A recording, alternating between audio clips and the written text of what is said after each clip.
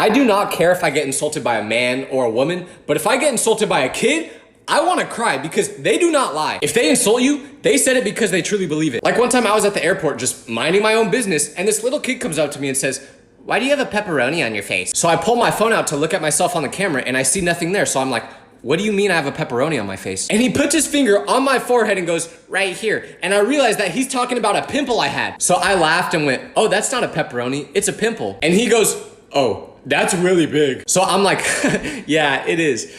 Where are your parents? Because when an older person insults you, you can fight back. But with a little kid, what am I supposed to say? You can't read? Of course he can't read, he's 4! So now anytime a little kid looks in my general direction, this is what I do.